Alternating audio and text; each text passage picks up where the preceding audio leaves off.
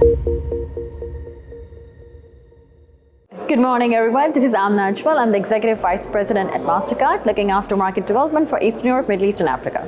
Well, I talked about it today that the basic tendency when human beings see a change is to either deny it or exaggerate its impact.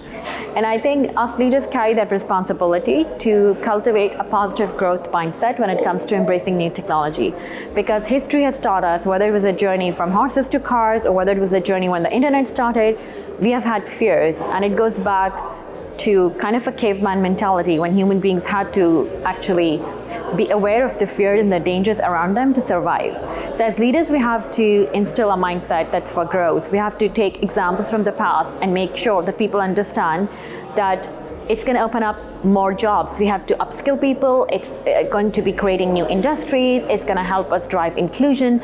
So painting that optimistic picture of the future and making sure people have the required skill set and they feel positive about that change. That's a great part of embracing AI. I think it's a very difficult problem to solve, and it's a real challenge, but I would say the same was the case when the internet came in, right? The same was the case if any new technology that comes in.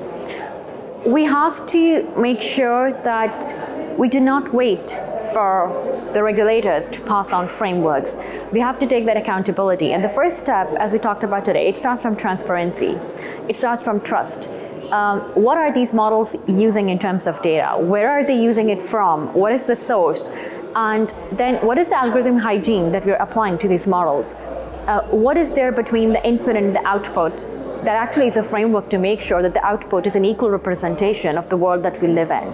So I think all that would come from collaboration between public sector, private sector, collaboration between different firms who are actually collecting the data, collaborations between different fintechs, payment firms, large digital giants. So we need to have that ownership and collaboration models to make sure we ourselves create those guardrails that will foster the good use of AI. Well, if you look at it, it will take 169 years without AI, only because of human biases, for the world to achieve gender parity. If I add AI, AI can scale anything, and that includes gender inequality. And we have to make sure that as machines scale decisions based on the data that we're inputting to them, then those decisions already have our biases. The data that they're using already have our biases.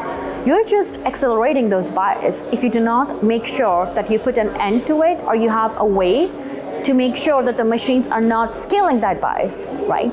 So that 169 years of achieving gender parity or gender equality can actually become 2,000 years, because now you've just accelerated that. Machines are not programmed by machines. Machines are programmed by human beings. The data which they are consuming is actually the data on which we as human beings have decided. I have put labels on it. So it's very important that half of the world is not left behind. And there's a lot of talk about it, a lot of examples. You can go to different apps which will actually tell you. And I talked about one today where a fast food worker was a woman, but actually a chef was a man, you know.